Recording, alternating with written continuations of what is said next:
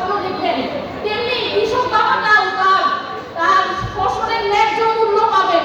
আমরা সেই সংস্কার চাই। আমরা কোনো মিথ্যা আশ্বাস দিতে চাই না। আমরা যখন গণপরিষদ নির্বাচনের কথা বলি, আমাদের জনতা এসে বলেন, আমি তো দুপুরে খেতে পাই না, আমরা তো রাত্রে খেতে পাই না, আপনারা কেন আমাদের খাবারের কথা বলেন না? গণপরিষদ নির্বাচন দিয়ে আমার কি হবে? আমরা এমনভাবে আপনাদের এসে বুঝাতে চাই, গণপরিষদ নির্বাচন আমরা আপনার এক জায়গার খাবারই আপনার পাতে দিতে চাই না।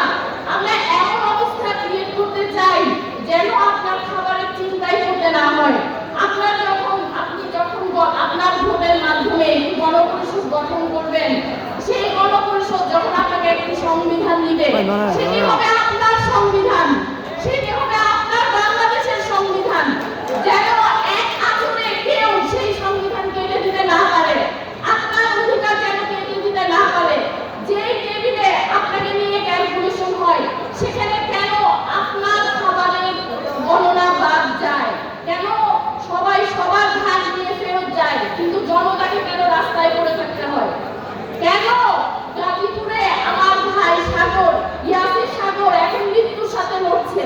কেন আমরা বিচারের ব্যবস্থা করতে পারি না? এরকম 24-এর একটা অভ্যুত্থানের পরেও কিভাবে বিচার হারায় গেল? আপনারা কি আবার রাস্তায় নামবেন বিচারের প্রয়োজনে? আপনারা কি আওয়ামী লীগের বিচার চান? আপনারা কি রাস্তায় নামবেন প্রয়োজনে? আমি আপনাদের জন্য, আমরা সবাই, আমি আপনাদের দিকে তাকায় আছি যে আপনারা নামবেন, আমিও আবার নামবো। আমি নারী, আমি চাই আপনাদের সাথে রাজনীতি করতে। আমি চাই আমার ভাষা, আমার সিদ্ধান্ত আপনারা শুনবেন। আমি যেমন আন্দোলনের সময় আপনাদের সাথে একই সাথে লড়েছি, তেমনি যে রাজনীতির যে টেবল আছে, সেখানে যেন আপনারা আমাকে জাস্ট শো হিসেবে দেখে না দেন। সেখানে যেন আমি আমার সিদ্ধান্ত জানাতে পারি। আপনারা কি আমাকে নতুন বাংলাদেশ দিবেন? আপনারা কি বাংলাদেশের নারীদেরকে এই নতুন বাংলাদেশ দিবেন? আপনারা কি আমাকে কথা দিচ্ছেন এটা? বাংলাদেশের নারীরা কি নিরাপদ থাকবে এই দেশে? বাংলাদেশের নারীরা কি রাজনীতি নিয়ে কথা বলতে পারবে? আমার আরো জোরে শুনতে হবে, পারবে? আরো জোরে। ক্ষমতা না জনতা, জনতার ক্ষমতা। ঠিক আছে, আপনারা সবসময় এই স্লোগানটিকে মনে রাখবেন। আমি বলতে চাই যে আমরা একটি নতুন বাংলাদেশ গড়ব। আমরা আসলে বুঝতে পারি না যে আমরা কত গুরুত্বপূর্ণ সময়ের মধ্যে দিয়ে যাচ্ছি।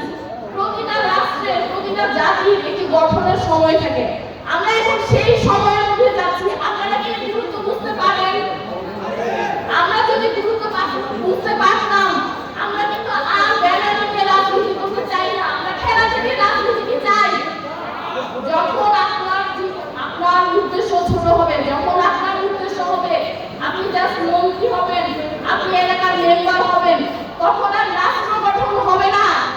আপনারা নতুন রাজনৈতিক বন্দোবস্ত তৈরি করেন, আপনারা নতুন বাংলাদেশ নির্মাণ করেন, আপনারা বড় বড় স্বপ্ন দেখেন।